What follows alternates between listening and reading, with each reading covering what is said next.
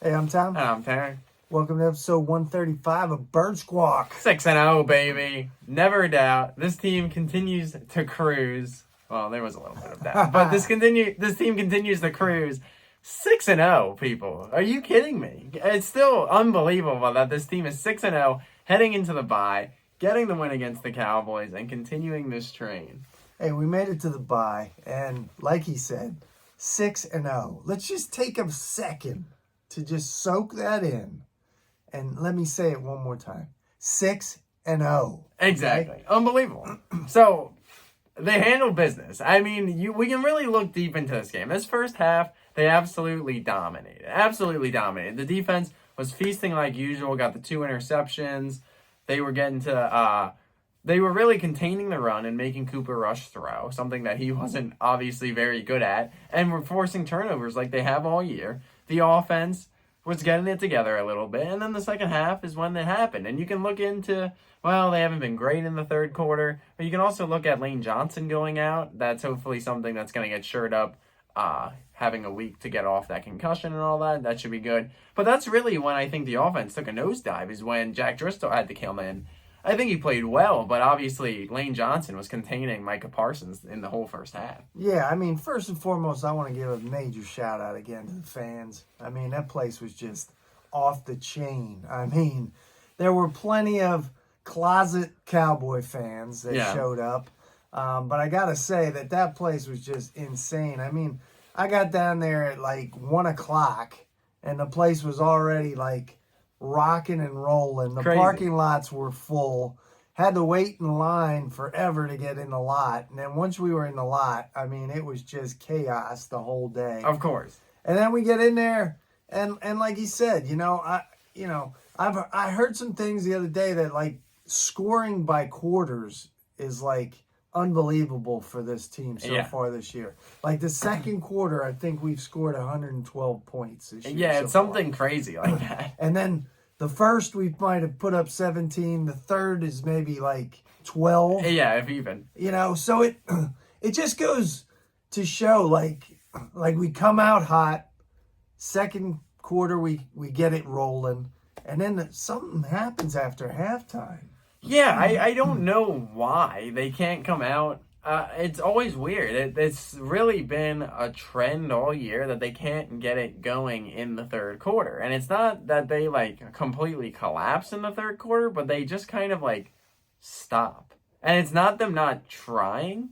And I don't think it's ever them taking their foot off the gas. That's never anything I really concern about. It's not like I think they know they're up and they're good. I just think something about the third quarter they can't get. And I don't know why. That's obviously something that they need to improve on as the season moves forward, because when you play better teams, that's not going to fly, as it kind of crept into the back of this game in the end. So yeah, I mean, it got a little too tight there for my liking. It was never should have been that tight. But, when the offense needed to come through, when they needed to put a drive together, they stepped up again. That was the big thing. I mean, I think the offense, it was weird. When we were leaving that game, I was under the impression that the offense didn't really do great. I didn't think Jalen really had that great of a game. I was like, I think he played all right, but I didn't think it was his great, the best game he ever played.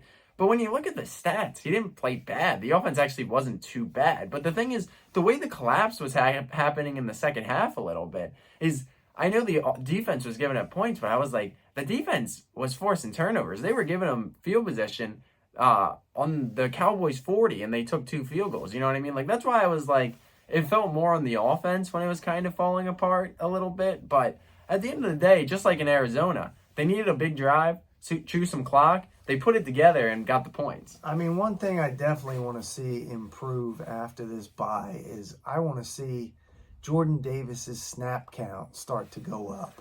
I mean, that dude needs to be in there on the line on these running plays because, I mean, again, you saw Fletch just getting pushed around. Hargrave, we don't even hear his name mentioned, I think that's the... I mean, but then we got the dogs in the back, so, I think the thing with Jordan Davis so far is, he's shown that he can be a run stopper, but I don't think they have... I don't think they have the faith in his endurance. I think if a team starts putting together a lot of plays and starts hurrying it up, that he's not going to be the same guy, and they're kind of panicked with him in there. And I don't think he's kind of the pass rusher so far that they, I guess, thought. I mean, he is the run stuffer. He is the run stopper that we knew. That's, I think, where they're kind of hung up on him so far. I think I agree that he should be playing a little bit more than he has been, but I mean, one thing that kind of scares me a little bit is anybody in that back secondary gets hurt. I mean, you saw it when Chauncey Gardner-Johnson. Chauncey Gardner-Johnson went out. They brought in Kayvon Wallace.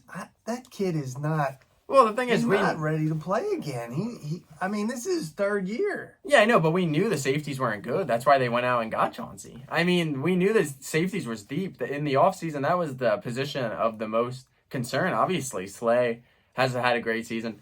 Bradbury has been amazing so far. Everything as advertised so far. I think Epps has played well, and Chauncey had the 2 picks. And he's again comfortable with this defense without a doubt now. But I agree. I mean, I think the secondary has a lot of talent, is a strength at this point in this team, but it is a little thin if things go south. Yeah, and I mean, one thing we got to enjoy this ride because there's some dudes coming up for some money at the end of the year, and they're going to have to make some tough decisions. Yeah. Bradbury, Chauncey Gardner. Those guys are going to want some cash. I mean, even the thing is now Jalen's going to be looking for a contract too. Hurts. It's going to still be interesting kind of how that plays out. But yeah, without a doubt, there's going to be guys that on this team that they got on decent deals or decent deals that kind of prove it deals, and so far have been proving it. Yeah, but I mean, we get to this bye week now, and we can look back in retrospect of what we thought we'd be at this bye. But now looking forward, I mean, I know there's an L somewhere. No, I know. Let's look at this because I don't even. It is hard to find it. It really is because we come out of the bye and we play the Steelers, who are not playing well. I know they just beat the Bucs, but that's a game that we should win. That's a game we should win. Yes. We then go on a short week down to Houston, which is also another game they should win. They then come home. 8-0. They come home against the Commanders. Now Heineke's going to be playing probably, but there's still nothing special. 9-0. Then a game that I thought was going to be a little tough. You go out to Indy. They're playing a little better, but they're not as good as I originally thought they were. That may be the clunker. Maybe. It may be. Maybe.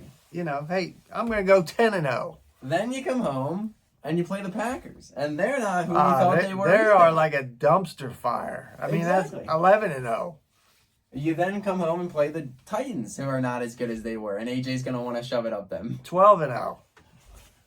Then you go up to New York and play the Giants. Frauds. Exactly. I'm still waiting for them. They are frauds. I am still waiting for them to be exposed. They are frauds. I mean, Dable is a great coach. Yes. But that team. That's something no, we've said this offseason, that they were eventually going to be good under Dable, but it was going to take them a couple years. And you can't argue with the record, whatever, but they're eventually going to collapse. Danny Dimes is not the guy. And then they play the Bears.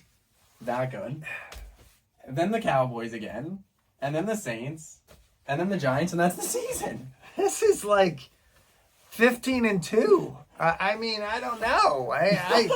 I mean, I don't know where that clunker is. There feels like there's a clunker somewhere. They're obviously gonna lose. They're not gonna go undefeated, and they're obviously. I'm not ready to say that. No, I am ready to say that because I don't need the pressure of this team being undefeated going in the playoffs. That is something I don't think my mental state could take. But in all honesty, every game on this schedule is winnable, without a doubt. That every game that they go into this year, they have a legitimate chance to win. Which is crazy. And I think they have the leadership and people in place that they're not going to get big-headed. I agree. They know they got a job to do. They know there's a target on their back. Yep. They know they got to put the work in, And I want to give another shout out to my man Saucy at the end of that game. Exactly. Telling the Cowboys just what he thought. Of the baloney that they were pulling there at the end of the game. Yeah, I mean, at the end of the game, they were very salty. There was people trying to fight Malata and BG's getting interviewed on the field, and he's ready to go. Come on, they were very butthurt. Losers. They were very butthurt at the end of that game, without a doubt. They talked a bunch of smack, and they didn't show up. They didn't show up. So exactly. So whatever. But Saucy continues to win this city over. Saucy without a doubt. gets it, man. He does. Saucy's He's Philly. one of those guys that Saucy's just gets Philly. what needs to be done. You know, and hey, another shout out because our man AJ Brown said he's never played in front of anything like that. Yeah. You know, prime time at the Link, crowd insane. I mean, it was.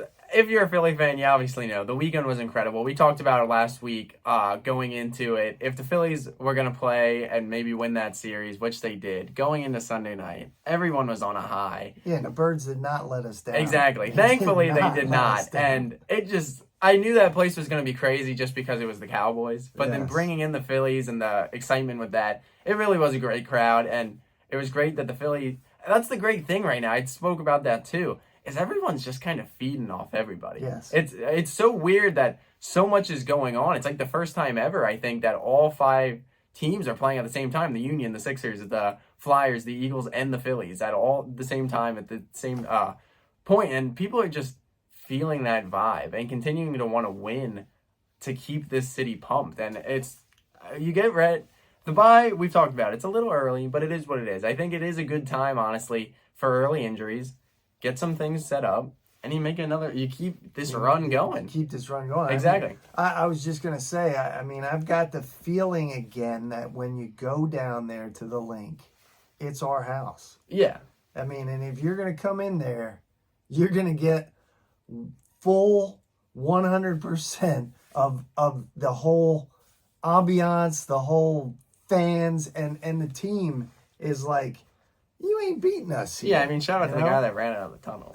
I don't even... You know, so crazy because you think about all the extra Secret Service with Biden being there, you know, to toss the coin.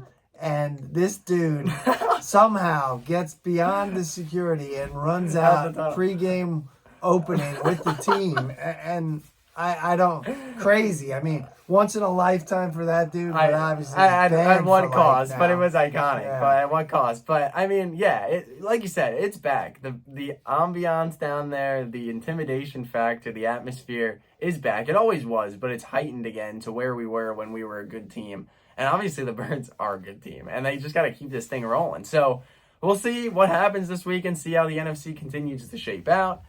Hopefully we get all healthy and all that, but we'll be back next Wednesday as always to get back on the bye. Exactly, man. Get back on the train and fire keep this up thing that going, red baby. zone on Sunday and Exactly. just sit back and watch some football and not have to worry about it. Exactly. So thank you guys always for watching. Make sure to follow us on Instagram at birds_squawk. Make sure to like, comment, subscribe. Fly, Eagles, fly. Go Birds.